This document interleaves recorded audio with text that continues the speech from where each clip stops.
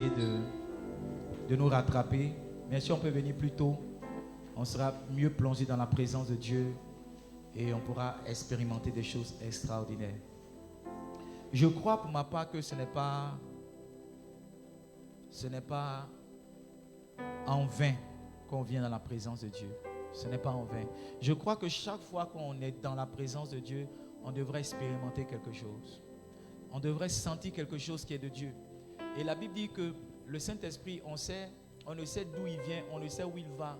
Ça veut dire que quand nous faisons les choses de Dieu, il y a ce que nous avons planifié, mais il y a ce que Dieu lui-même prend le contrôle pour faire. Alléluia.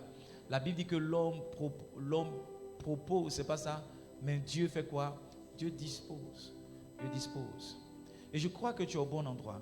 I truly believe that you are in the good place, the right place. Je crois que tu es au bon endroit. Je crois que tu es là où il faut pour expérimenter ce qu'il faut, pour entendre ce qu'il faut et pour recevoir ce qu'il faut, pour donner ce qu'il faut. Alléluia. Baisse la tête, baisse les yeux, mets la main sur le cœur. Dis Seigneur, parle-moi ce matin. Parle-moi ce matin. Donne-moi une parole qui va m'éloigner encore plus de la pauvreté et qui va me faire entrer dans la prospérité. Donne-moi une onction qui va m'amener à être un homme, une femme prospère. J'ai vraiment besoin de toi. Merci infiniment. Au nom puissant de Jésus. Amen. Genèse chapitre 30, le verset 43. Genesis 30, 43. Genesis 30, 43. Genèse chapitre 30, verset 43. Cet homme, la Bible parle ici de Jacob. En anglais on dit Jacob. Cet homme, Jacob, il faut dire cet homme. Edmond, tu dis ton nom. Cet homme. Maintenant, tu lis la suite. On reprend. Quand tu dis cet homme, tu dis ton nom. Si tu es une femme, tu dis cette femme, tu dis ton nom. Amen. Et puis on lit la suite. Amen. C'est comme ça qu'on parlera de toi au passé. C'est comme ça que dans 30 ans, dans 40 ans, quand tu ne seras plus là, c'est comme ça qu'on parlera de toi. C'est une prophétie. C'est une prophétie. C'est une prophétie. 1, 2, 3, on y va. Cet homme, Edmond, devint de plus en plus riche. Il eut du menu bétail en abondance, des servantes et des serviteurs, des chameaux et des ânes. Quand on parle de richesse, on l'évalue toujours à des possessions. Que tu es riche, tu ne peux pas dire que tu es riche alors qu'il y a des choses que tu n'as pas. La richesse s'évalue toujours en possession. Je crois aussi que la richesse commence dans l'esprit, c'est vrai, mais elle finit toujours par se voir sur le physique ou bien dans le matériel, dans le quotidien de chacun. Et pour ceux qui ont un problème avec la richesse, le verset que j'ai lu ne vient pas d'un livre que j'ai écrit. Ce que je viens de lire là, c'est un passage de la Bible. Et la Bible parle de Jacob. Maintenant, je suis en train de voir avec vous où est-ce que la prospérité de Jacob a commencé.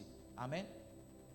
D'où est-ce que, à partir de quand est-ce que cet homme-là a commencé à devenir riche? Et je vous ai dit qu'il y a des lois spirituelles qui amènent des richesses dans la vie d'un homme. Il y a des lois spirituelles qui amènent des richesses dans la vie. Et la première loi que nous avons vue, c'est la loi de la bénédiction. Amen. La Bible nous fait comprendre dans le livre de Genèse, Genèse au chapitre, quelqu'un peut m'aider à trouver ça? Genèse chapitre 27. Genèse chapitre combien? Verset 27. Genèse chapitre 27, verset 27. Voici où la bénédiction, la prospérité de Jacob a commencé. La Bible dit que Jacob s'approcha et le baisa. Donc parlant de son père Isaac. Isaac sentit l'odeur de ses vêtements, puis le bénit. Prospérité de Jacob a commencé par la bénédiction de son père. La bénédiction, c'est une parole qui dit que tu vas devenir quelque chose ou bien tu vas être quelqu'un. C'est une bonne parole qui est prononcée sur ta vie. Et cette parole-là finit toujours par s'accomplir. C'est que Isaac avait dit sur son fils Jacob, c'est ce que Ce qu'Isaac avait dit sur son fils Jacob, c'est ce que Jacob a fini par être. Alléluia. Et la Bible dit en Proverbe chapitre 10, verset 20.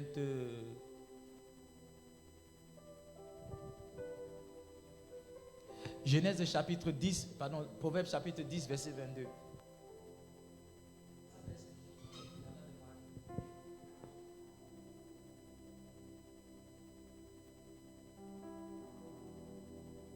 Why not follow what I'm doing? La Bible dit c'est la bénédiction de l'Éternel qui enrichit et il ne la fait suivre d'aucun chagrin. Donc un homme commence à devenir riche parce que Dieu l'a béni. Amen. Un homme commence à devenir riche, pourquoi? Pourquoi? Donc, le fondement de la richesse se trouve dans la bénédiction. Ça, c'est la première loi dont on a parlé le dimanche dernier. Ce soir, je vais vous conduire dans une autre loi spirituelle qui amène un homme à être béni. Allons-y ensemble dans le livre de la Genèse. Genèse, le livre des commencements. Nous sommes cette fois-ci un chapitre après le chapitre 27, c'est-à-dire le chapitre 28. On va lire ensemble le verset 20, le verset 21 et le verset 22. Jacob fit un vœu en disant, Seigneur, si Dieu est avec moi et me garde pendant ce voyage que je fais, s'il me donne du pain à manger, des habits pour me vêtir, si je retourne en paix à la maison de mon Père, alors l'Éternel sera mon Dieu. Next verse, the last one. Cette pierre que j'ai dressée pour monument sera la maison de Dieu. Et lis avec moi si tu es un chrétien. 1, 2, 3, go. On répond 1, 2, 3, go. Et je donnerai la dîme de tout ce qu'il me donnera. Nous sommes au chapitre 28. Au chapitre 27, Jacob reçoit la bénédiction. Au chapitre 28, Jacob rentre dans ce que j'appelle une alliance. Tout homme que vous verrez prospérer dans la maison du Seigneur est dans une alliance. Tout homme que vous verrez prospérer dans la maison de Dieu est dans une alliance. Au début de ce ministère, Dieu m'a donné une alliance. Il m'a dit, tu donneras 5% de vos offrandes à vase d'honneur. Je ne savais pas trop où ça m'amenait, mais 5% de nos offrandes à l'époque, c'était 200, 2000, 5000. Mais voyez-vous, aujourd'hui, je peux comprendre que c'est cette alliance-là qui m'a mené jusqu'à ce pan de mon ministère. Amen. Livingstone, écoutez-moi bien. Vous ne pouvez pas prospérer avec Dieu si vous n'êtes pas en alliance avec lui. Si vous n'êtes pas en alliance avec lui. L'alliance, c'est quoi? L'alliance, c'est un contrat dans lequel vous vous engagez à faire quelque chose pour voir Dieu aussi faire quelque chose d'autre. Redonne-moi le verset 20, je crois. La Bible dit, Jacob fit un vœu. C'est son vœu-là qui est son engagement dans l'alliance. Et le verset 22, il va dire, si le Seigneur me bénit, alors je faisais quoi? Je donnerai la dîme. Il dit, je donnerai la dîme. Je donnerai la dîme. Il y a, si vous voulez, il y a trois prérogatives ou bien 3 engagements importants dans la vie d'un chrétien, dans le cadre d'une alliance. Mais ce matin, je veux m'appesantir sur un engagement particulier. Les 3 engagements sont, il faut noter, le travail. Le travail. Beaucoup de personnes pensent que la vie chrétienne est un substitut à l'effort et à la diligence. C'est faux. C'est faux. Ce n'est pas parce qu'on est devenu chrétien qu'on travaille peu ou qu'on ne travaille pas du tout. Beaucoup pensent qu'il suffit simplement de s'asseoir à l'église et puis en sortant de voir beaucoup d'argent sur son compte en banque. C'est faux. Je parlerai de la loi du travail plus tard. Mais ça, c'est le premier engagement dans l'alliance qu'on doit avoir avec Dieu. Le deuxième engagement dans l'alliance qu'on doit avoir avec Dieu, c'est l'obéissance. Et tout à l'heure, Pasteur Diane a lu un verset tiré de Genèse, le chapitre 22. Après avoir donné son fils Isaac, l'ange de Dieu a dit, je le jure sur moi-même, d'accord? Il dit, je te bénirai. Je ferai quoi? Je te bénirai parce que tu as obéi. Livingstone, écoutez-moi bien. Dans chaque alliance que vous aurez avec Dieu, il y aura des choses extraordinairement bizarres qu'il va vous demander de faire. Et très souvent, votre prospérité viendra lorsque vous aurez obéi à cela. Mais ce matin, je veux m'appuyer, je veux prendre le temps sur le 3e engagement qui est celui de la dîme. Qui est celui de quoi? La dîme. Beaucoup de personnes sont contre la dîme. Beaucoup de personnes parlent contre la dîme. Beaucoup de personnes ne croient pas en la dîme.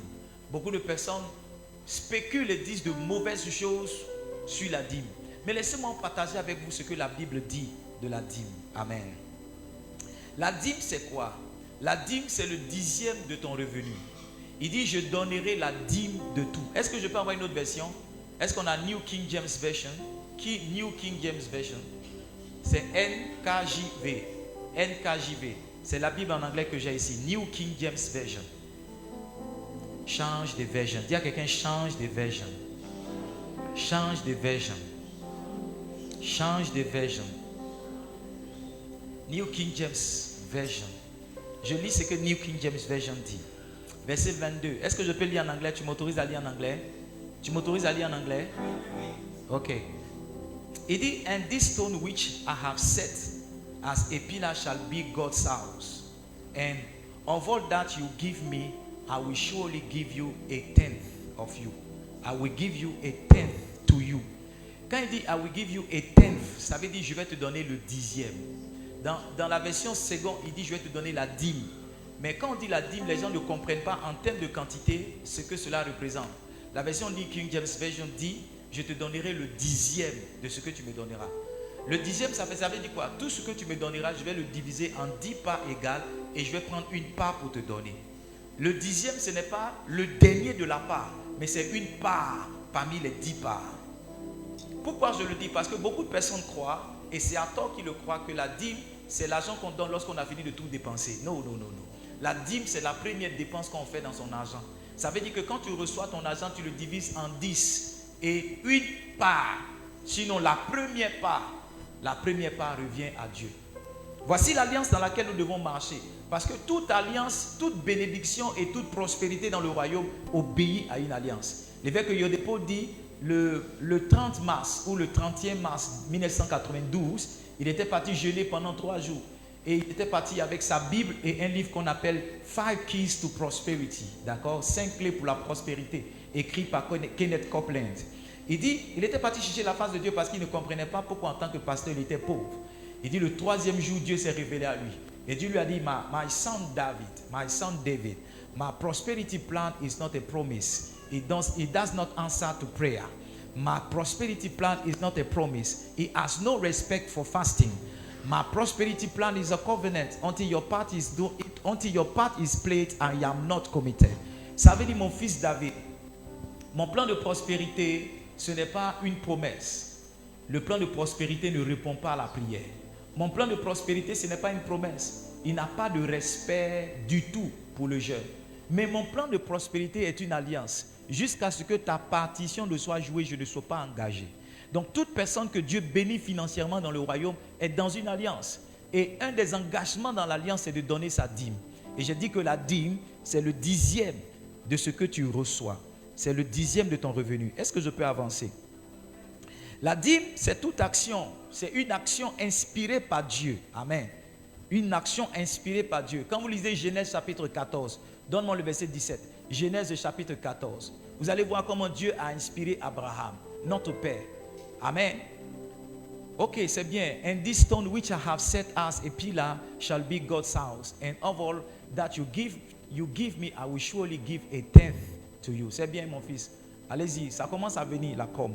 Est-ce qu'on peut faire 2 bancs pour la com? 2 bancs pour la com. Alors, la dîme, c'est une action inspirée par Dieu. Reviens maintenant dans la 8 secondes. En Genèse au chapitre 14, la Bible dit que Abraham revient de la guerre et il a un butin de guerre. Le butin de guerre, c'est les richesses de tous les rois qui avaient été dépossédés par ceux qui les avaient attaqués. Et la Bible dit qu'un homme va sortir, on ne sait d'où. Cet homme-là, c'est Melchisedec. C'était un sacrificateur. Et la Bible dit qu'il va apporter du pain, il va apporter du vin. Et il va bénir Abraham. Et la parole de Dieu déclare que lorsque Abraham a reçu la bénédiction, lorsqu'il a reçu la bénédiction, justement, Abraham a donné la dîme. Ça veut dire qu'il a donné le 10e de tout le butin qu'il avait. Donc la dîme, c'est une action que Dieu a inspirée à l'homme pour que l'homme puisse voir des bénédictions qu'il a prononcées sur sa vie, des bénédictions qui sont suspendues sur sa vie, devenir une réalité. Dis-moi Amen. Je sais que tu n'aimes pas trop quand on parle de la dîme, mais sois patient. Ne juge pas mon message maintenant. Laisse-moi aller jusqu'au bout, tu vas mieux comprendre. La 3e chose que je veux te dire sur la dîme, c'est que plus tard, elle a été instituée dans la loi par Moïse comme étant une obligation. Amen. Donc, pour que tout le monde puisse bénéficier des revenus ou bien des biens fondés de la dîme, Dieu, lorsqu'il donnait la loi à Moïse, l'a instauré comme étant un article de loi. Un article de loi. Vous savez, quand vous voulez une bonne chose pour votre enfant, vous le contraignez à le faire. Allô? Quand vous savez que quelque chose est bon pour votre enfant, vous le forcez à le faire. Quelqu'un est là? Il y a beaucoup parmi vous ici, on vous a chicoté pour aller à l'école. Oui. Chaque matin, ta maman était derrière toi avec un fil de courant. Tu connais le fil de courant, non? Elle était derrière toi avec ça. Va à l'école, va à l'école, va à l'école. Tu allais à l'école en pleurs. Regarde aujourd'hui, tu sais lire. Aujourd'hui, tu sais faire 1 plus 1. C'est parce qu'on t'a contraint à le faire. Donc plus tard, la dîme est devenue comme une disposition contraignante Mais ce n'était pas pour que justement les gens se sentent obligés de le faire, mais dans la pensée de Dieu, Dieu voulait que les enfants de Dieu puissent jouir des revenus de la dîme. Alléluia. Alléluia. La quatrième chose que je veux dire sur la dîme, c'est que la dîme n'est pas la propriété d'un homme. La dîme est la propriété de Dieu. En Lévitique au chapitre 27, quand we have it, Lévitique chapitre 27, la version seconde, lisons le verset 30 et le verset 30 et le verset jusqu'au verset 32. Ok, I like this one. Toute dîme de la terre, soit des récoltes de la terre, soit du fruit des arbres, appartient à l'Éternel. La Bible dit, lis avec moi si tu es chrétien, 1, 2, 3, c'est une chose consacrée à l'Éternel. On reprend 1, 2, 3, c'est une chose consacrée à l'Éternel. La dîme est une chose consacrée à l'Éternel. La dîme, aide-moi à dire à ton voisin, la dîme est une chose consacrée à l'Éternel. Dis-lui encore, la dîme n'est pas à toi. Dis-lui que la dîme est à Dieu. Tu vas mieux le comprendre au verset 31. Let's go, please. Si quelqu'un veut racheter quelque chose de sa dîme, il ajoutera un cinquième. Next and the last one. Toute dîme de gros, de menu bétail et de tout ce qui se passe sous la houlette sera une dîme consacrée à l'Éternel. Quand la Bible insiste sur quelque chose, ça veut dire qu'elle est vraie. Amen. Donc toute dîme appartient à Dieu. Le 10e de ton revenu n'est pas pour toi. Le 10e de ton revenu est la propriété de Dieu. La maison dans laquelle tu vis, c'est vrai que tu paies le loyer chaque mois, tu paies la facture, mais est-ce que la maison est à toi? Est-ce que la maison est à toi? Bientôt tu seras propriétaire au nom de Jésus. Mais pour l'instant, la maison n'est pas à toi. Tu comprends? Donc dans tout ce que Dieu te donne, il y a quelque chose qui n'est pas à toi dedans. C'est le 10e. Amen. Amen. Donc la dîme appartient à Dieu. Mieux, la dîme est une chose consacrée. Quand on dit que quelque chose est consacré, ça veut dire que cette chose-là est dédiée. Ça veut dire que cette chose-là appartient exclusivement à. Donc la dîme appartient exclusivement à Dieu. La dîme est dédiée à Dieu. Alléluia. La 5e chose que je veux que tu notes, c'est que c'est ta responsabilité de donner ta dîme. Ma responsabilité, c'est de te prêcher sur la dîme. Ta responsabilité à toi, c'est de la donner. Ma responsabilité, c'est de te montrer le chemin. Ta responsabilité à toi, c'est de l'emprunter ou de ne pas l'emprunter. Ma responsabilité, c'est de te donner l'instruction de Dieu. Ta responsabilité à toi, c'est d'obéir ou de ne pas obéir à l'instruction du Seigneur. Et laissez-moi partager avec quelque chose. Quelqu'un m'a approché la semaine dernière, il m'a dit qu'il avait des problèmes.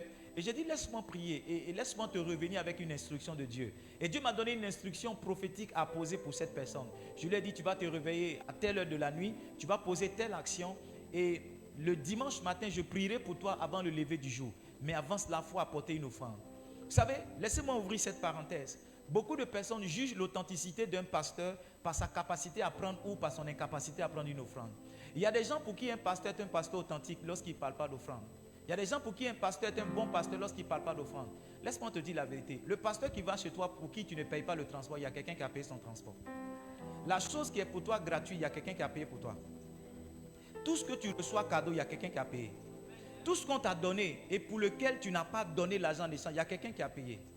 Je vais t'expliquer quelque chose.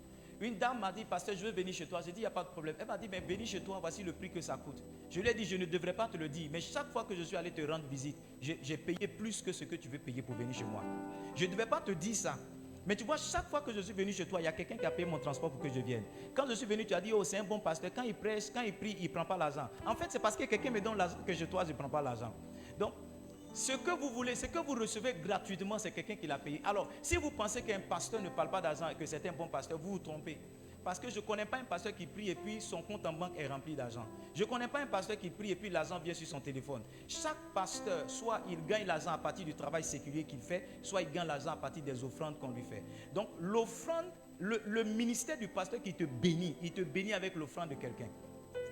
Est-ce que je peux accentuer sur ça? Livingstone, je vais vous délivrer de ça. Je vais vous délivrer de ça. Vous savez, moi je n'ai aucune réputation à préserver. Il n'y a pas quelque chose, je n'ai aucune réputation à préserver. Je ne sais pas si vous comprenez ce que j'essaie de vous dire. Ça veut dire que je ne sais pas de paraître bon devant vous.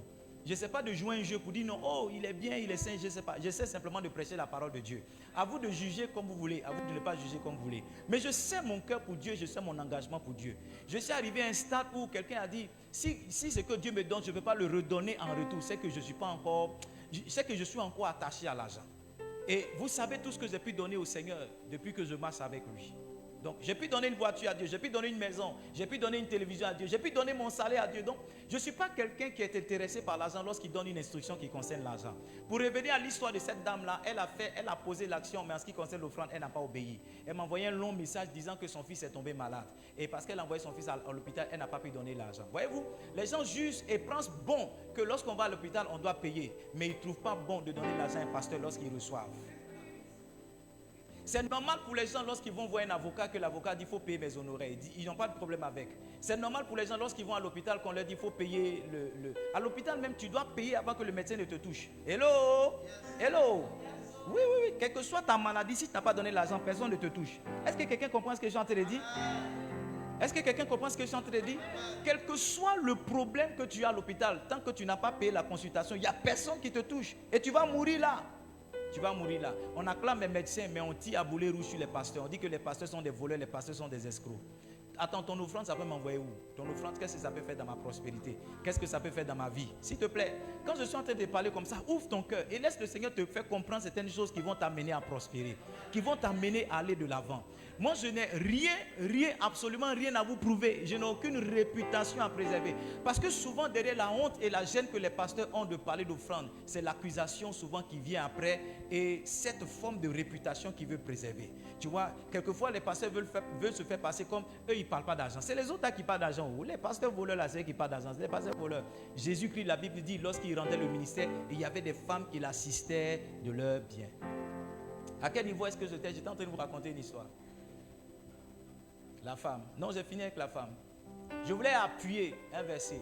Est-ce que je peux avoir 2 Corinthiens chapitre 11? 2 Corinthiens chapitre 11. Vous savez, j'ai longuement étudié les finances, la question des finances, avant de m'engager dans le ministère. Parce qu'avant de devenir pasteur, j'ai dit à Dieu, comment est-ce que je serai payé? J'ai dit à Dieu, comment est-ce que je serai payé? Est-ce que je peux clarifier ça dans votre esprit rapidement et puis on va avancer? Est-ce que vous me permettez d'avancer? Vous me permettez d'avancer? Parce que souvent l'argument que les gens ont, et laissez-moi revenir sur cet argument, c'est l'argument de l'apôtre Paul. Amen. L'argument de l'apôtre Paul. Mais les gens ne lisent pas la Bible, ils ne connaissent pas la Bible. Et je veux vous aider vraiment. Est-ce que vous êtes ici? Allons-y en Actes chapitre 18, après on reviendra en 2 Corinthiens chapitre 11. Allons-y d'abord en Actes chapitre 18. Je veux aider certaines personnes qui souvent tirent à boulet rouge sur les pasteurs. Je veux vous aider. J'ai dit quoi? Actes chapitre 18. À commencer à partir du verset 1 simplement. Let's start from the first verse. Est-ce que tu es béni d'être là? Est-ce que tu es content d'être là? Tu dois te détacher de l'argent pour qu'il vienne beaucoup. Tu dois enlever ton cœur sur l'argent pour qu'il vienne. Chaque personne qui est en train de calculer, est-ce que... Quelquefois, ce n'est pas l'autre qui est méchant, c'est toi qui es méchant. Parce que derrière ta résistance à honorer une instruction prophétique avec de l'argent, se cache ta méchanceté. Regarde, après cela, l'apôtre Paul partit à tête et se rendit à Corinthe. Next verse. Il y trouva un juif nommé Aquilas, originaire du Pont, récemment arrivé d'Italie avec sa femme Priscille. Parce que Claude avait ordonné à tous les juifs de sortir de Rome. Il se liait avec eux. C'est comme ça que les gens disent qu'un pasteur doit travailler. Vas-y. Et comme il avait le même métier, tu vois, on dit qu'il avait un métier. Donc souvent quand on parle, on dit non, un pasteur doit avoir un métier. C'est pas mauvais, c'est pas faux. Moi je suis banque assureur de formation. J'ai fait un DUT en assurance et puis j'ai fait un master, un DCCB, un diplôme de conseiller clientèle de banque dans une université en France qu'on appelle Nanterre, tu vois. Je suis resté ici, mais mon diplôme est français. À côté de ça, j'ai appuyé avec un master. Je connais papier, hein, amusement pas. Je le dis en toute humilité. Oui, je connais vraiment papier. Si, je connais papier même. Mes résultats sont là. J'ai eu 233 points au bac. J'ai été le deuxième de mon centre au BPC. J'ai été le premier de toute la draine de l'Ouest à Mans. Donc celui qui parle devant vous, ce n'est pas un parachuté. Je ne suis pas là parce que je n'ai rien à faire. Je connais papier bien même. Très bien. Très bien. D'accord? J'ai été à l'INPHB. C'est la plus grande et la plus belle école qui existe en Côte d'Ivoire. Amen. Donc je n'ai rien à te... Tu vois, je dis ça pour t'aider un peu au cas où tes pensées vont ailleurs. Tu comprends, non? Je dis ça pour t'aider un peu. La Bible dit, comme ils avaient le même métier, ils demeuraient chez eux et ils travaillaient. il était faiseur de tentes. Donc voici l'argument que les gens ont très souvent. Maintenant, lis la suite parce que les gens s'arrêtent là. On y va. Paul discourait dans la synagogue chaque sabbat. Il persuadait les juifs des Grecs et des Grecs. Maintenant, regarde. Donc Paul, chaque sabbat, il partait prêcher. Et puis en semaine, il était réparateur de tentes. Maintenant, regarde. La Bible dit que mais quand Silas et Timothée furent arrivés de la Macédoine, il se donna tout entier à la parole, attestant que les Juifs étaient le Christ. À partir du moment où quelqu'un se donne tout entier à quelque chose, ça veut dire qu'il n'a plus le temps pour quelque chose d'autre. Donc à partir du moment où Paul rentre dans un ministère à plein temps, donc s'il était réparateur de tentes, ou bien si quelquefois il réparait des tentes pour se dépanner financièrement, Paul était dans un ministère à plein temps. Je vais vous le démontrer. Allons-y ensemble dans le livre de 2 Corinthiens chapitre 11, donne-moi le verset 8. 2 Corinthiens chapitre 11, le verset 8. Allons-y d'abord dans 1 Corinthiens chapitre 9. 1 Corinthiens chapitre 9. Lisons à partir du verset 10. Est-ce que vous êtes bénis d'être là? Allons-y au verset 11. Non, reste au verset. Viens au verset 9. Viens au verset 9. Il est dit, car il est écrit dans la loi de Moïse, tu ne... Reviens au verset... Laissez-moi prendre mon temps. Viens au verset 5 par là. Verset 5. Je vais vous aider à comprendre quelque chose. Allons-y au verset 1, ça sera mieux. Hello. Are you blessed to be here this morning? Ne suis-je pas libre, ne suis-je pas apôtre? N'ai-je pas vu Jésus notre Seigneur? N'êtes pas vous mon œuvre dans le Seigneur? C'est l'apôtre Paul qui parle. Il dit, si pour d'autres je ne suis pas un apôtre, je le suis au moins pour vous. Car vous êtes le sceau de mon apostolat dans le Seigneur. Et je dis souvent que je n'ai aucune réputation à préserver parce que si pour certaines personnes je ne suis pas un pasteur, il y a des gens pour qui je suis un pasteur. Il y a des gens, si je leur dis que Dieu m'a donné une instruction de faire ça, ils vont le faire. Mais d'autres vont me critiquer, vont dire, oh, c'est un voleur. Donc l'apôtre Paul dit, si pour vous je ne suis pas un apôtre, il y a des gens pour qui je suis apôtre. Amen. C'est pourquoi je dis, je n'ai aucune réputation à préserver.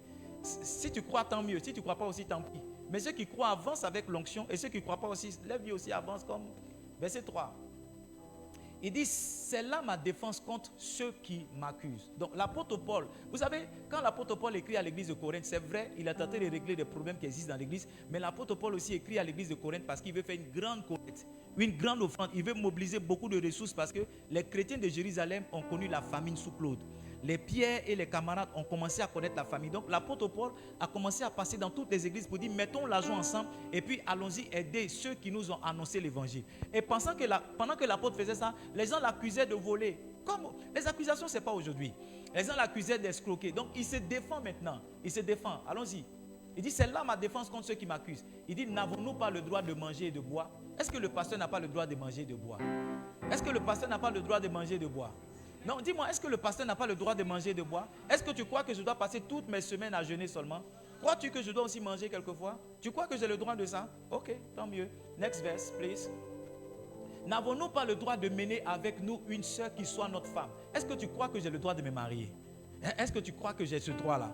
Non, réponds-moi, tu crois que j'ai ce droit-là? Ok. Next verse, please. Next verse. Ou bien, il dit, est-ce que moi seul et Barnabas, nous n'avons pas le droit de ne point travailler? Il dit, nous n'avons pas le droit de ne point travailler. Ça veut dire que le droit qu'un pasteur a, c'est de ne point travailler. Ah, vous n'avez pas compris ça. Il dit, est-ce que je n'ai pas ce droit-là?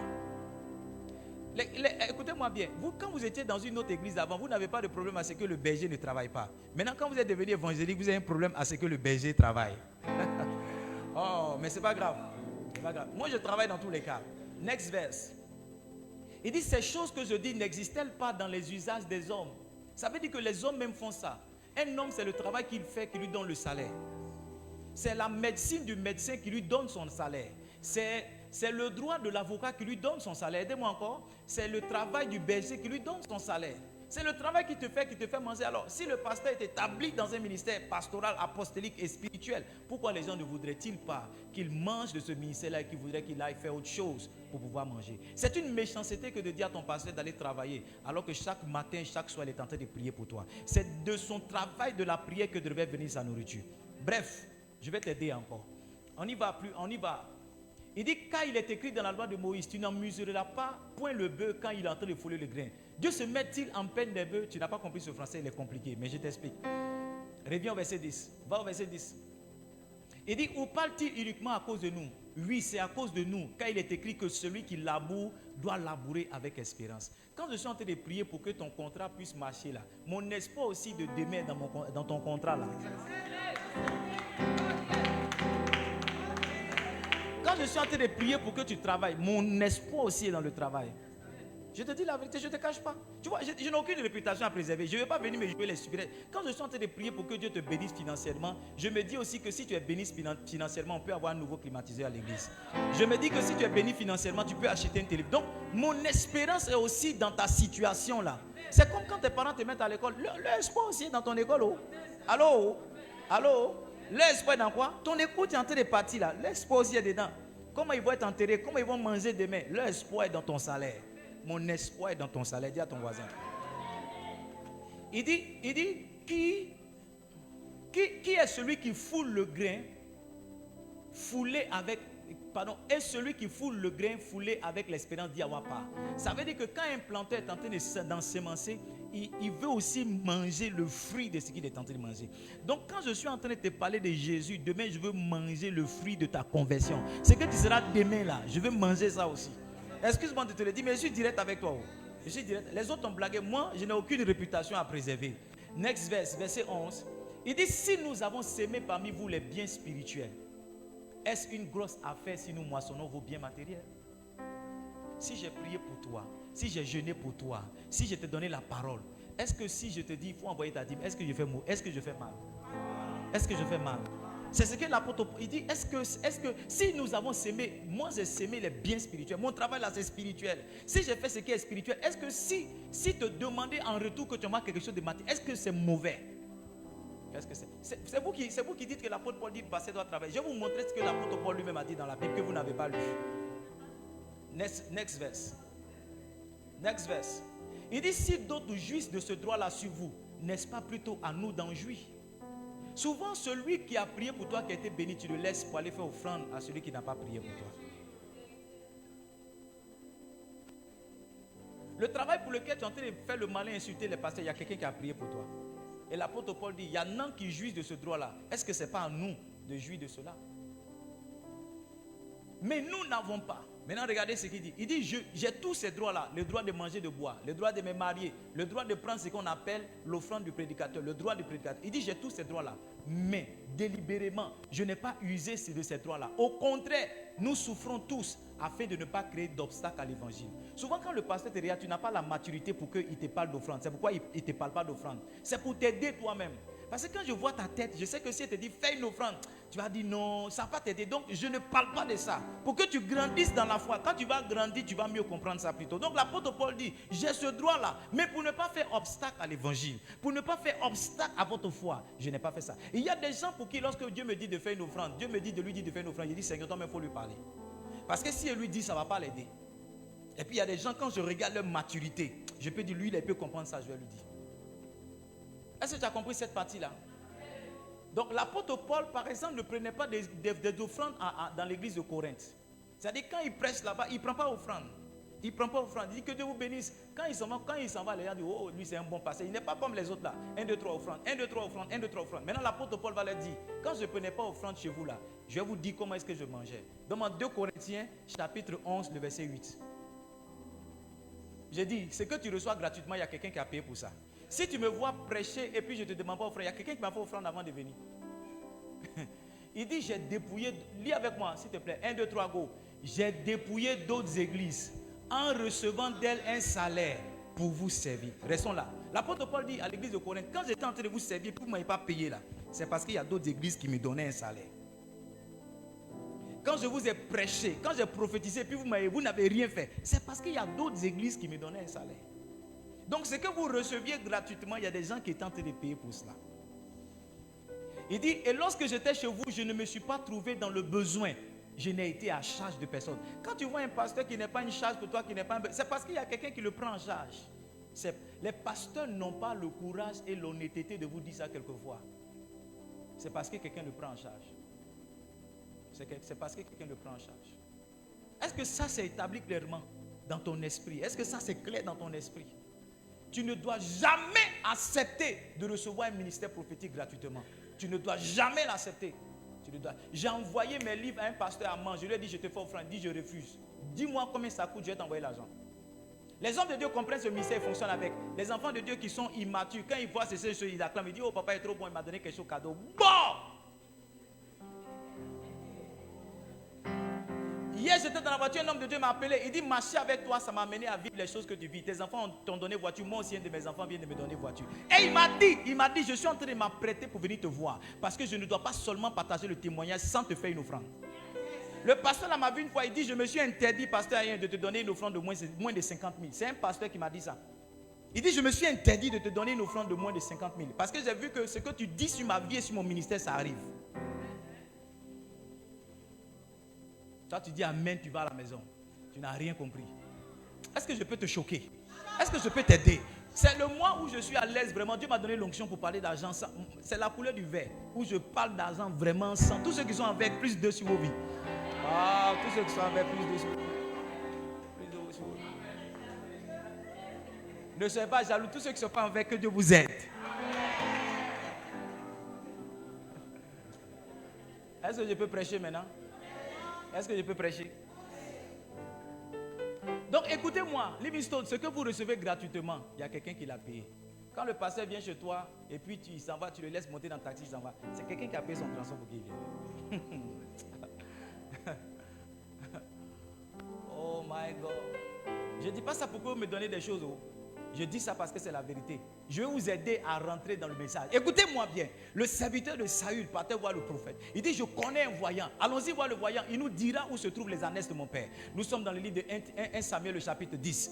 Et puis Saül a dit, jamais on ne va voir un prophète sans rien lui donner. C'est une loi qui est établie dans la Bible. We never go to a prophet without giving him something. On ne va pas voir l'homme de Dieu. Never. Si tu n'as rien, reste chez toi à la maison. Si tu n'as rien, reste chez toi à la maison. Je vais t'expliquer maintenant. L'offrande est un ouvret du ciel. Écoutez-moi bien, quelque chose qui ouvre le prophétique, c'est quelque chose qui vous appartient. Il faut que quelquefois tu sois en face du prophète pour que ses yeux s'ouvrent. Ou bien il faut quelquefois que tu aies quelque chose qui t'appartienne pour que ses yeux s'ouvrent. Alléluia! Et l'argent est le fruit de ton effort. L'argent est le fruit de ta difficulté. Quand tu apportes une offrande devant le prophète, ce n'est pas parce qu'il va prendre ça pour payer son besoin ou bien pour faire quoi que ce soit. C'est un ouvret du ciel. C'est quelque chose qui ouvre les yeux. C'est quelque chose qui donne accès à toi. C'est pourquoi avec ton argent, on peut te maudire. C'est pourquoi avec ton argent, on peut te basser. C'est pourquoi avec ton argent, on peut amener des mauvaises choses sur toi. Écoutez-moi bien, le diable n'a rien créé, il n'a fait que trafiquer. C'est parce que c'était bon par rapport à Dieu, avec Dieu, qu'il a simplement exploité ou sous-exploité ou bien mal exploité la chose. Ne va jamais voir un homme de Dieu si tu n'as pas d'offrande pour lui. Never. Chaque année, je vais voir mon père et je me mets à genoux. Je dis, papa, voici mon offrande pour l'année. Dis quelque chose sur ma vie. Je vous dis, je ne suis pas un pasteur qui vous donne des bonnes paroles. Ce que je ne fais pas, je ne l'enseigne pas. Parce que ce que je ne fais pas, que je vais vous enseigner, quand je serai en train d'enseigner, le diable va m'accuser. Il va dire, mais toi tu dis ça puis tu ne fais pas. Et mon message ne sera pas puissant. Mon message sera qu'un message pour t'endormir. L'onction qui vient dans le message vient parce qu'il vient du Saint-Esprit, mais vient aussi parce que je suis un témoin de ces choses.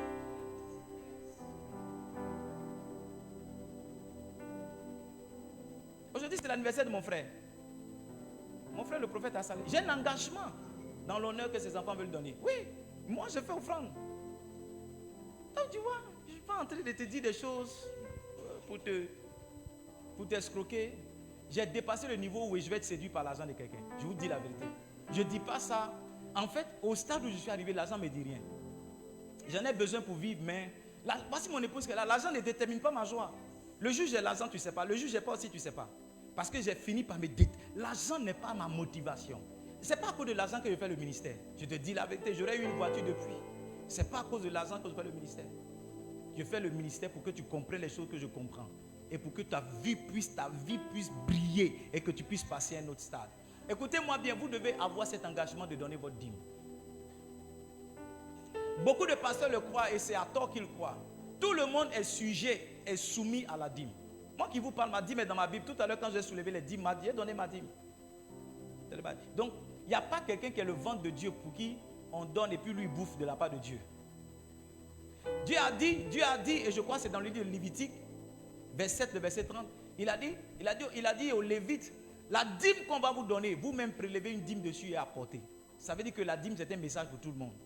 C'est un message pour tout le monde. Un pasteur qui ne donne pas sa dîme n'a pas autorité de parler de la dîme. n'a pas autorité de parler de la dîme. Dieu m'a dit une fois, tu as l'autorité de lever une offrande de tel montant parce que le jour où tu as donné une offrande de tel montant, tu as reçu le revêtement, l'autorité toi aussi d'appeler ça. C'est pourquoi il y a certains montants, quand il appelle, quel que soit le lieu où je suis, quelqu'un va se lever pour donner. Parce que moi, je l'ai déjà fait. Donc je ne suis pas quelqu'un qui utilise des montants comme ça faramineux pour escroquer les gens. Non. Je suis établi dans le rôle et je suis établi dans l'office. Parce que moi-même, je suis un pratiquant. Donc, cher pasteur ou cher élève, pasteur, vous qui êtes là, ne croyez pas que vous êtes le ventre de Dieu et que les gens doivent vous envoyer l'argent d'aller bouffer pour dire aux gens, donne ta dîme, donne ta dîme. Non. Vous-même, vous devez être des hommes et des femmes fidèles dans la dîme. Vous-même, on doit avoir votre dîme, cher pasteur. Oui, quand on prend les registres de l'église, on doit voir ta dîme dans le mois. On doit voir ta dîme, on doit voir un jour où tu as apporté ta dîme. Bon, tu n'as pas de dîme, mais comment tu as fait pour vivre tout le mois? Ce que je vous dis, mes fils pasteurs, les futurs pasteurs qui sont ici, comprenez, ça va vous aider. Ça va vous aider profondément. Alors, c'est quoi l'avantage de la dîme? Allons-y ensemble. Est-ce que vous comprenez mon message? Malachie chapitre 3, le verset 10. Malachie chapitre 3, le verset 10. Dans mon livre Giving et ça va donner, je raconte l'histoire de monsieur qu'on appelle Colgate. Colgate. Tu connais Colgate? Qui connaît Colgate? Lève la main. Colgate, c'est quoi? Hein? C'est pâte. C'est pâte dentifrice. Mais Colgate, c'est le nom de quelqu'un. Toi, tu connais Colgate comme pâte dentifrice, mais c'est le nom de quelqu'un. Celui qui a créé ça, là, c'est son nom qui est Colgate. Voici l'histoire de Colgate. C'était un jeune Anglais qui a immigré aux États-Unis quand les États-Unis commençaient. Et il pleuvait. Il s'est abrité à côté d'une église, devant la porte d'une église. Et comme il pleuvait fort, il est rentré dans l'église. Et ce jour-là, le pasteur tentait de prêcher sur la dîme, comme aujourd'hui. Il y a quelque chose qui va arriver à quelqu'un ce matin. Et Colgate, il a entendu pour le peu qu'il a entendu. Il a dit, mais si c'est comme ça que ça fonctionne, donc si j'ai eu un premier contrat, si j'ai eu un premier travail, je vais donner la dîme et je vais voir comment Dieu va me bénir. Et Colgate a donné la dîme. Il a continué de donner la dîme. Quand il a donné la dîme, il a vu que son entrée est venue. C'était beaucoup. Il a dit, mais si je donne 10% que c'est venu comme ça, et si je donne 20% pour voir. Donc il est passé de 10% à 20%. Et Dieu a continué de l'étonner. De 20%, il est passé à 30%. De 30%, Colgate était quelqu'un qui donnait 90% de ses offrandes, de ses revenus à Dieu. Et il ne vivait que de 10%. C'est pourquoi, des années après sa mort, toi tu connais Colgate. Je me demande si toi on va connaître ton nom quand tu vas mourir.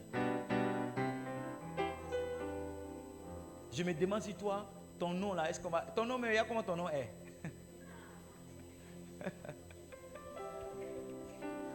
Est-ce que je peux prêcher? Est-ce que je peux avancer? Alors la dîme, il dit apportez à la maison du trésor toutes les dîmes. Afin qu'il y ait de la nourriture dans ma maison.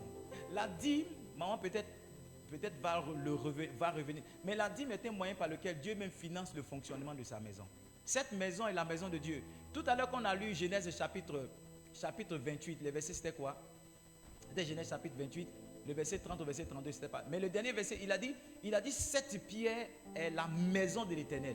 Il a dit si je donnerai la dîme de tout ce que Dieu me donnera. D'accord? Donc la dîme c'est le moyen que Dieu a de faire financer. Écoute-moi bien, tout ce qu'on fait ici, on le fait avec la dîme. Oui, tout ce qu'on réalise ici, on le réalise avec la dîme. Donc s'il n'y a pas de dîme, il va manquer la nourriture dans la maison du Seigneur. Ce que je trouve bizarre et pour lequel je ne suis pas trop rigoureux parce que c'est parce que je trouve que les gens ne sont pas matures et enseignés là-dessus. C'est que quelquefois les gens qui ne donnent pas leur dîme ne comprennent pas pourquoi l'Église ne les soutient pas quand ils passent par des moments difficiles. Et il y a des gens qui se disent que parce qu'ils passent par des moments difficiles, l'Église doit les soutenir. Mais l'Église va te soutenir avec quoi? Si toi-même tu ne donnes pas ta dîme. Tu veux que l'Église te soutienne avec... Parce que moi, il n'y a pas l'argent. Moi, je ne suis pas le financier de l'Église. Amen. Non, je ne suis pas le financier de l'Église. Je ne suis pas celui qui paye tout. Est-ce que tu comprends? C'est quand on met l'argent dans les paniers, là, on a l'argent et puis on dit, bon, on a tel besoin, tel besoin, tel besoin. Ton argent n'est pas dedans. Maintenant, quand tu passes par des moments difficiles, tu dis, ah, l'Église même m'a pas soutenu. Tu es méchant. Non, tu es méchant. Laisse-moi te choquer. Il y a des églises, quand tu n'es pas fidèle dans ta dîme, on ne te soutient pour rien. Vous savez ça, vous êtes quitté ailleurs, vous savez ça, et puis vous ne voulez pas venir appliquer si vous me faites. Ouais, quand je fais ça, vous dites non, le passé est trop bon. Lui, il n'est pas compliqué, il n'est pas compliqué. Je suis compliqué d'être. Mais tu vois, j'en fais pas rigueur parce que je me dis que tu n'es pas enseigné. Parce que si tu étais enseigné, tu ferais ci, tu ferais ça. Je n'ai pas besoin de lever une cotisation pour soutenir mon frère qui est dans le décès. Non, non, non. Parce que je sais que le soutien que j'ai apporté à une soeur qui est dans le décès va me revenir moi aussi quand demain je perdrai un parent. J'ai perdu mon père et il y a les cousins à ma femme qui m'ont envoyé beaucoup de choses. Je vais vous expliquer cette histoire-là. Et quand ils m'envoient, je dis, mais pourquoi vous m'envoyez tant? Il dit, non, ils ont un cahier. J'ai dit, quel cahier ça? Il dit, quand ils ont perdu leur papa, ils ont un cahier. J'ai dit, le cahier c'est quoi? Il dit, tous ceux qui les ont soutenus là, leurs noms sont dans le cahier. Et ils ont vu mon nom dans le cahier. À la veille de leur papa, c'est moi qui ai fait venir la sono et le chant qui a fait l'animation. Donc eux, ils sont venus me rembourser ce que je leur ai donné. Tu vois, quand quelquefois tu es dans le malheur que personne ne vient faire coco pour te soutenir, c'est parce que les gens aussi étaient dans le malheur, tu n'es pas allé faire coco. La Bible dit que celui qui fermera l'oreille au cri du pauvre criera lui-même. Il n'y aura personne pour le sauver. Personne pour le sauver. Laisse tes 1000 francs dedans. Il y a des gens qui ont des problèmes, les cotisations, on cotise trop. Le temps va venir, tu vas savoir pourquoi on cotise. Le temps va venir. Tu sais, quelqu'un a dit, l'enseignement, tu l'as soit par le conseil, soit par la souffrance. Tu vois pas? Il y a des choses qu'on apprend avec la souffrance. Il y a des choses, c'est le jour où tu es dedans. Tu dis, ah, je comprends. Cotiser pour soutenir ton frère, c'est cotiser pour toi-même. Parce que le malheur, ça va chez tout le monde. Ça va chez tout le monde. Ça, c'était une parenthèse. Maintenant, je reviens dans mon message. À quoi est-ce que c'est la Bible? Oh, mais je suis jolie dans ce verre-là. Hein? Oh, je dis ça pour vous taquiner. Amen.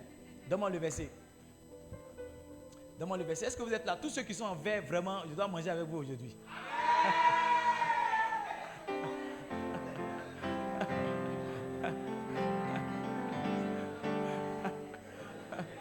Daniel a été chercher le verre. Il y a des gens qui font comme ça, mais où est le verre là même? Où est le verre dans mon habit? Il y a des gens qui sont allés chercher le verre dans l'habit. Toi-même, tu sais ce que tu as apporté avant de venir, mais la parole fait que dis à ton voisin, est-ce que tu es sérieux? Tu sais ce que tu as apporté pour venir, mais quand le pasteur a dit le verre, tu as commencé à chercher le verre dans ton habit. Il n'y a pas de verre. Amen. Maintenant, regardez. Dieu dit, mettez-moi à l'épreuve. Écoutez-moi bien. Ça veut dire que chaque fois que vous apportez votre dîme, vous poussez Dieu à faire quelque chose. Vous poussez Dieu. Écoutez-moi bien. Laissez-moi vous choquer avec ce que je dis. Dieu ne se lève pas parce que tu souffres beaucoup. Tu n'as pas vu les gens qui souffraient dans ton quartier que tu as traversé pour venir là? Dieu ne se lève pas parce que tu souffres. Dieu là, il ne se lève pas parce que tu pleures. Les pleurs ne font pas bouger Dieu. Il y a des actions, protocoles d'action, plans d'action dans la Bible. Des choses qu'un homme fait qui fait lever Dieu de son trône. La Bible dit un matin, un homme s'est levé, son nom c'est Salomon. À lui seul, il a fait 1000 holocaustes à Dieu. La même nuit quand il est parti dormir, Dieu lui-même est descendu dans son rêve et lui a dit, mon enfant, qu'est-ce que tu veux que je fasse pour toi? Depuis quand Dieu est venu dans ton rêve pour te parler? Non! Depuis quand Dieu est venu dans ton rêve pour te parler? Il y a des choses qu'on fait qui font lever Dieu. Il y a des choses qu'on fait qui poussent Dieu à l'action. Il y a des sacrifices, il y a des offrandes, il y a des actions quand tu portes à l'église. Dieu même se lève. Il dit non, jamais un homme n'a fait comme ça. Il décide de ne pas te laisser. Il décide de marcher avec toi. Il décide d'être avec toi. L'évêque de dépôt dit, il a donné sa voiture. C'était une Volkswagen, petite Volkswagen. Il dit, il a donné ça en offrande. Les gens se moquaient de lui. Quand il a fini de donner sa voiture, le Seigneur lui a dit, même si tu ne veux pas devenir riche, c'est trop tard pour que tu sois pauvre. C'est le pasteur le plus riche au monde. Il y a beaucoup de personnes qui pensent que la prospérité vient avec la prière. Il y a beaucoup de personnes qui pensent que la prospérité vient avec le jeûne. Tu vas t'asseoir ici 1000 ans, tu ne seras jamais prospère. S'il n'y a pas des actions que tu poses pour toucher le cœur de Dieu, pour amener le ciel à se défendre. Écoutez-moi bien, il y a des choses qu'on fait et puis Dieu même dit non. Il y a des choses qu'on fait, Dieu dit non. La dîme pousse Dieu à l'action. Il dit, mettez-moi à l'épreuve. Mettez-moi à l'épreuve dans notre français simple, c'est essaie, tu vas voir. Essaie de me donner, tu vas voir. Petit, il faut essayer.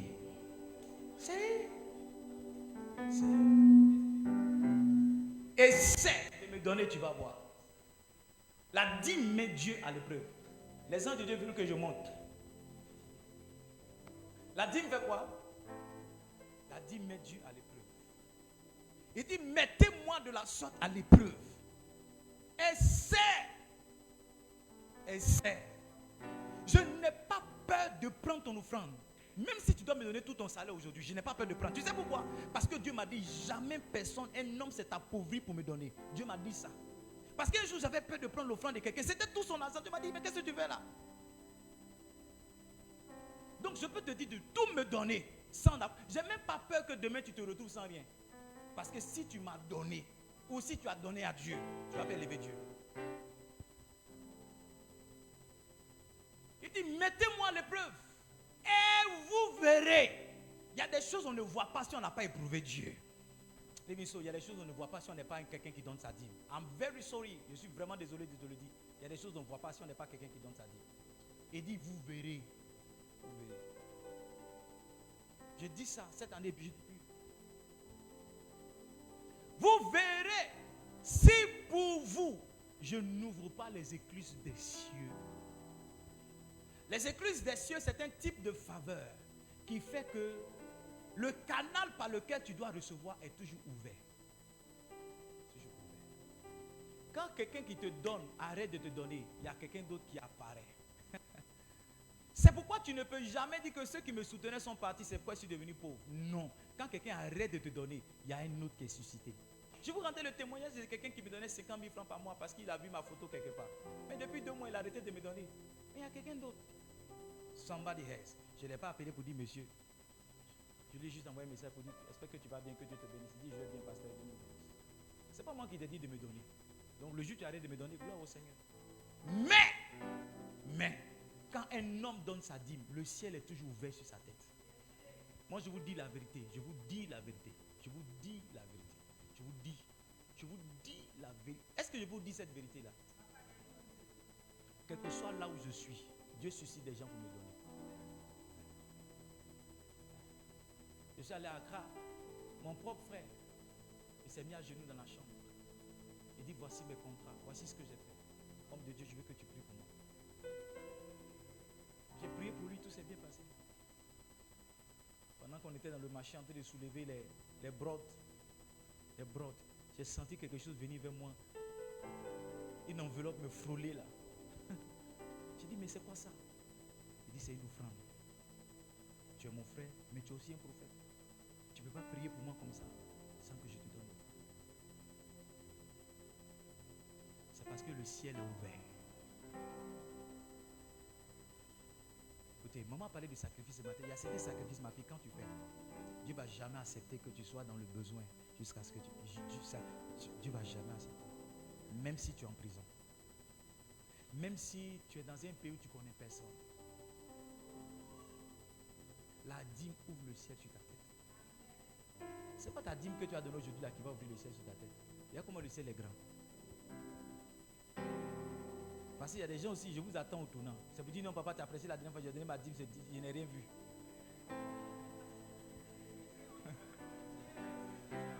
Tu as vu comment tu ris, non? Tu as vu comment tu ris? Parce que c'est de toi que je parle.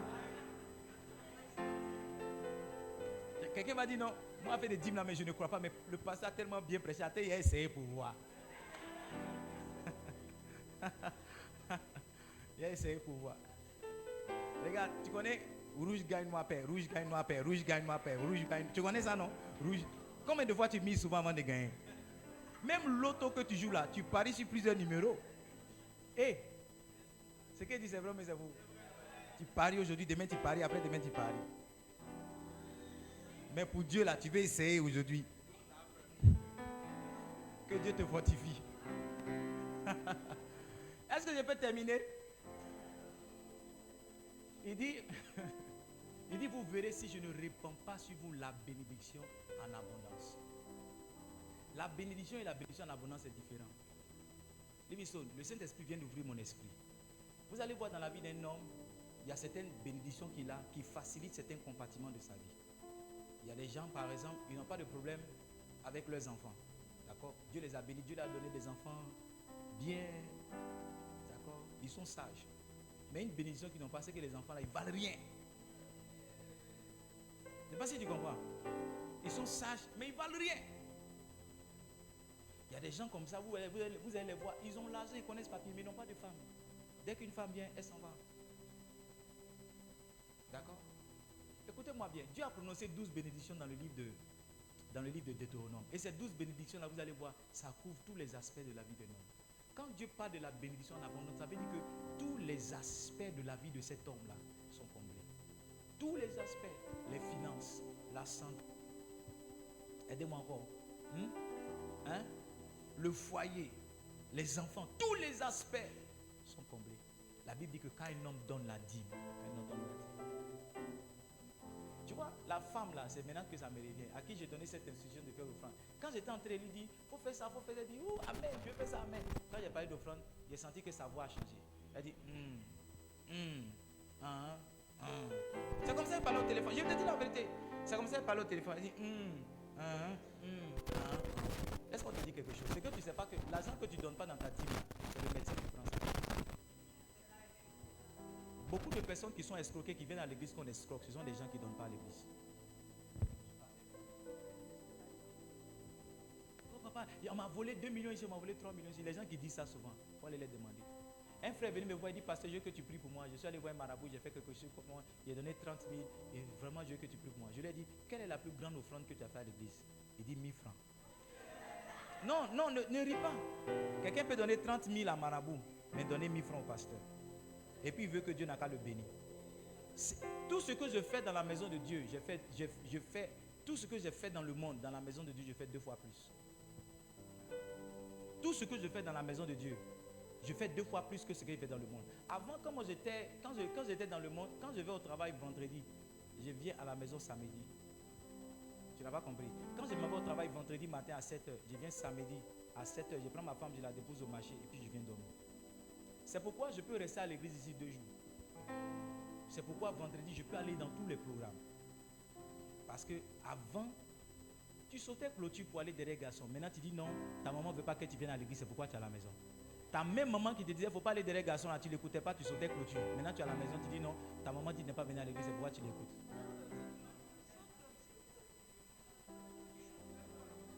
Une soeur parlait, elle dit non, dans les familles, là, il y a un fétiche. Il y a un fétiche. Quand on lui a dit d'aller prendre le fétiche, que pour prendre le fétiche, il fallait perdre 200 000.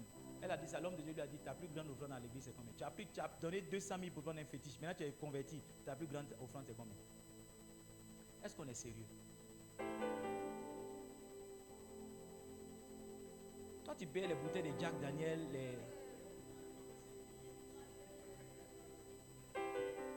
Jack Daniel. C'est pas ton nom chantait dans DJ là. C'est pas ton nom les DJ chantaient. Marc Hero, 1000 euros.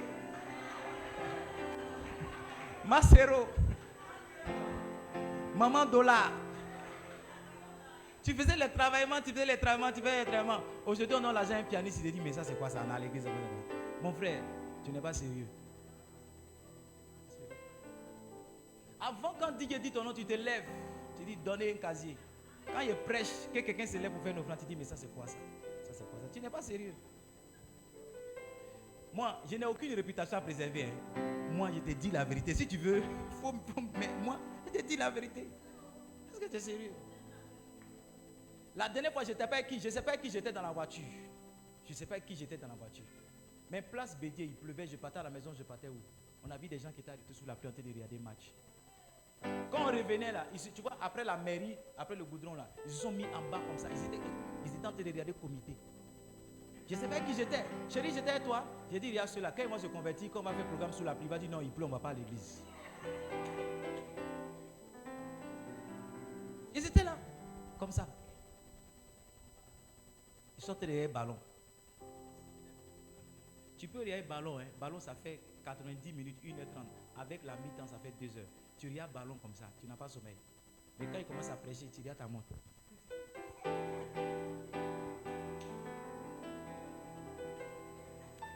Les églises évangéliques ont dû là-bas façon. Évangéliques, ils sont bien, mais leur manière de durer là, vraiment. Je ne sais pas si tu as des Titanic. Tu as des Titanic, non? Tu as des Titanic. Titanic, ça fait 3h30. Ma fille dit ça a dû, hein. Mais tu n'as pas sommeil, hein. Actuellement, c'est élection. C'est élection. Tu es en train de voter. Je t'ai vu, tu as porté t-shirt voter. Maintenant, regarde. Tu es en train de faire campagne. Tu es en train de faire campagne. Élection là. Regarde. Élection là, on commence à proclamer les résultats vers minuit. C'est pas ça? Quelqu'un est là, non? Maintenant, minuit là, on ne commence pas toujours par ta ville. Souvent, on commence par le nord. Alors que toi, tu as Daboussi. Mais tu es patient. On dit Korogo, 2000 votants, taux de participation, telle personne est maire. Tu dis, ça vient. Et puis tu attends patiemment. Souvent même, tu vas dormir le poste radio. Mais quand il dit veille de prière, je ne te vois pas. Elle m'a dit à ton voisin, le message, je ne sais pas où c'est parti. Hein. Je ne sais même pas où le message est parti. Revenons dans le message. Quand tu donnes ta dîme, Dieu te bénit. Bénit. J'ai exigé que mes enfants donnent leur dîme. Au stade où ils sont arrivés là, ils n'ont pas de révélation. Oui, c'est obligation. Donne-moi le verset 11. Next verse.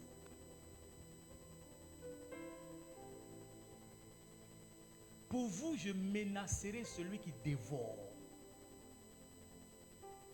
Pour vous, je menacerai celui qui dévore. Livingstone, quand tu reçois ton argent, il y a des dévoreurs. Il y a des dévoreurs. Je vais vous raconter une petite histoire qui m'est arrivée ce vendredi. Est-ce que je peux te raconter ça? Je voulais prendre un peu d'argent au guichet automatique. J'ai attendu pendant 15 minutes. Il y a un gars qui était là-bas. Il prend son argent un peu, il donne à une fille là. Il prend son argent un peu, il donne. Il prend son argent, il donne. Il prend un peu, il donne. Et je vois la fille avec moi. J'ai eu pitié pour lui. L'esprit de dévoration, de dévorage.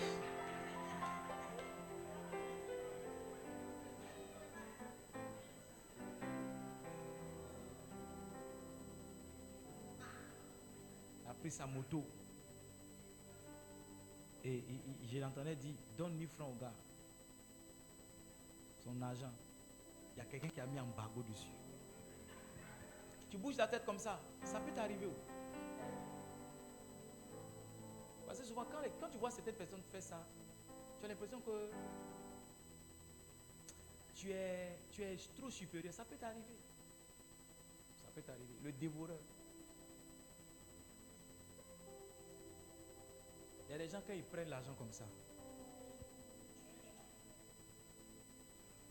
le temps va arriver à la maison. Si les parties, ça monte là, ça dit l'argent est fini, il vend sa montre pour payer transport pour venir. Et il y a des gens, le jour, ils prennent l'argent comme ça. Sa femme tombe malade. Quand sa femme, ça commence à aller, son premier fils tombe malade. Quand il envoie son premier fils à l'hôpital, qu'il rentre comme ça, on dit non, le deuxième aussi est tombé.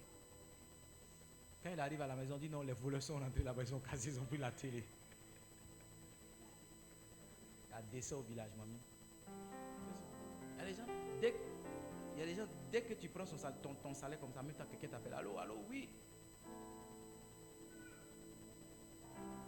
Si tu regardes bien, tu gagnes beaucoup d'argent. Mais c'est le dévoreur qui fait que tu ne vois pas ton argent. Je te dis la vérité. Si tu regardes bien, l'argent que tu gagnes là, tu peux vivre. Mais il y a quelqu'un qui rentre dedans, qui suce.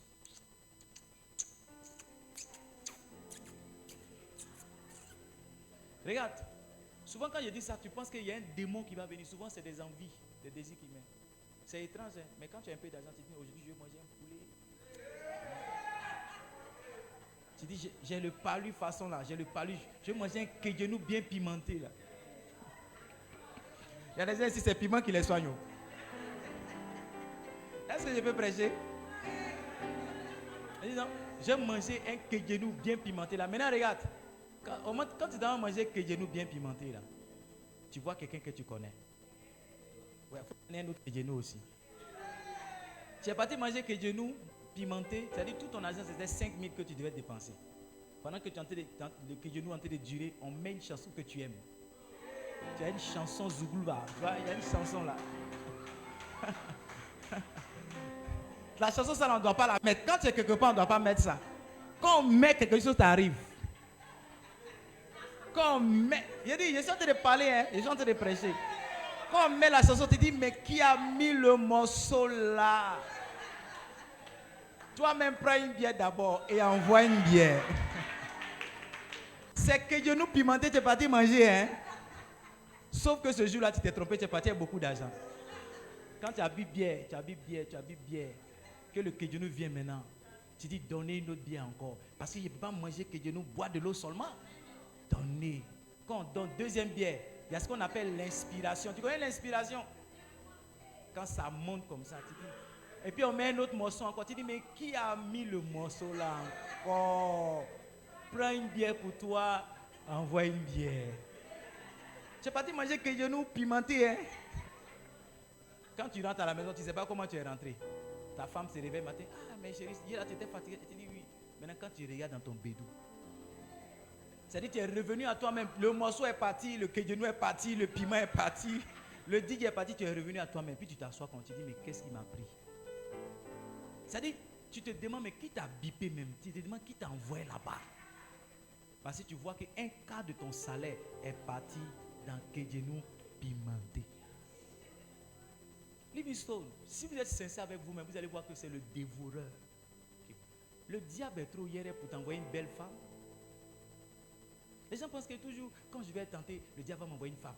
Tu t'attends en femme. Le diable, là, il t'a donné rendez-vous dans ton morceau Zouglou, là. T'attends, non, moi, je ne fais pas ça. Il y a autre chose qui va te donner. Quelqu'un va venir et va dire, oh, j'ai une affaire. Il met 500 000, tu dis, mais 500 000, mais tu vas voir, 5 millions, ça tombe. Tu dis, oh, ça c'est quoi ça? C'est quoi ça? Tu dis, oh, il dit, non, c'est sûr. Prends 500 000 comme ça. Mais, après tu viens, non, papa, il faut prier pour moi, mes affaires sont bloquées. Tu ne peux pas dire. Tu prends un thème là pour dire, non, mes affaires sont bloquées.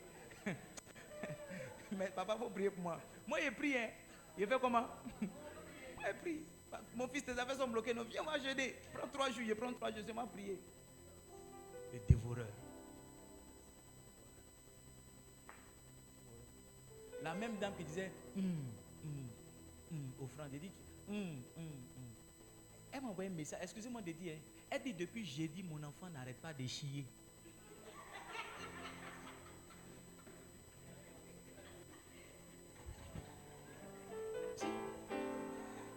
Elle dit, depuis, tu as vu, elle est en train de dire, elle est même passée là, elle dit, pasteur, depuis jeudi. Écoute-moi, l'argent que tu ne veux pas donner à Dieu là, le diable va prendre. Quand le diable va prendre, tu sais, la moisson est toujours plus beaucoup que la sémence. Est-ce que tu es d'accord avec moi? Quand tu sèmes un grain de riz, tu récoltes un champ. Donc c'est que le diable te prend, c'est toujours beaucoup que ce que tu aurais dû donner à Dieu. J'ai fini de prêcher. Il faut aller réfléchir à tout ce que je t'ai dit. Et il faut t'engager. Même si de temps en temps tu donnes et tu tombes, ce n'est pas grave. C'est-à-dire tu donnes ce mois-là, tu n'as pas donné. Il faut faire un effort. Commence à être fidèle. L'homme que tu vois là, Dieu m'a fait la grâce. Il y a des gens que j'ai aidés. Il y a beaucoup de personnes que j'ai aidées. Qui fait qu'aujourd'hui, même s'il n'y a rien, ma fille, je peux appeler quelqu'un pour dire, allô, ton pasteur est moisi, hein, tu peux faire. Voici ma femme qui est là. Ce matin même, elle m'a dit, elle est partie quelque part dans un mariage. Et puis elle dit, ah vraiment, c'est un de mes cousins, non? C'est un de mes cousins, lui qui t'a pris là. Elle dit vraiment, mon cousin était très serviable que sa soeur, son ami devait la conduire en voiture. Mais comme elle était fatiguée, elle a donné la clé à mon cousin qui l'a conduit pour qu'elle puisse venir. Et j'ai dit, mais souviens-toi, mon cousin là, il y avait un mouvement au village dans telle année. On lui a donné 25 000 pour qu'il fasse. Personne ne t'est serviable parce que tu as beau teint ou bien parce que tu es. Personne. Donc Dieu m'a fait la grâce. Je vous assure, on peut finir de prêcher aujourd'hui et puis on ne va pas faire offrande, on va partir. On peut même ne plus faire offrande. Vous allez voir, ma vie ne va pas s'arrêter. Je vous dis la vérité. Donc quand je parle d'argent, je ne cherche pas l'argent de quelqu'un. Je cherche à ce que tu sois béni. Je te dis la vérité. Je cherche à ce que tu sois béni. Je ne peux pas vous dire certains détails qui vont vous choquer davantage. Tu es là ce matin, tu as porté ta dîme, lève-toi, je vais prier avec toi.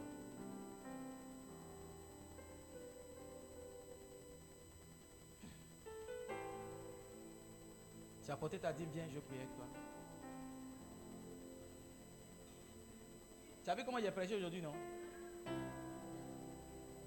Aujourd'hui, là, on ne va pas prier pour que tu reçoives l'onction pour donner ta dîme ou bien la grâce pour donner ta dîme. Tu as ta dîme, moi, mais j'aime m'arrêter aussi. Je ne sais pas qui va prier pour nous, mais nous tous, on est venus donner notre dîme. Parce que comme je m'arrête là-bas, là, et il pense qu'il ne donne pas, m'a dit non. Si tu as ta dîme, matin, viens, on va s'arrêter nous tous. Dieu va avoir pitié de nous. Il va continuer de nous bénir. Tu as ta dîme, viens avec moi. Ma nouvelle position est la bonne. Hein. Je vais me mettre comme ça. Parce que quand je suis là-bas, les gens pensent que je suis celui qui bouffe la dîme. Tu as ta dîme, viens. Maintenant, tu n'avais pas prévu donner ta dîme, mais le message t'a tellement touché que tu as changé ton offrande en dîme. Viens aussi. Viens aussi.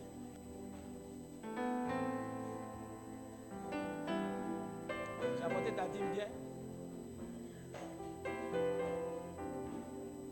Viens, on va donner nos dîmes.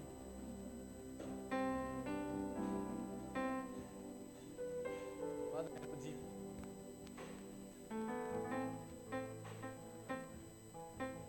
Maintenant, ton voisin qui ne s'est pas encore levé, il faut lui dire lui, c'est à quel moment il reçoit son revenu. Les voisins qui sont derrière là, parlez-vous là-bas. Dis voisin, c'est à quel moment tu reçois ton revenu.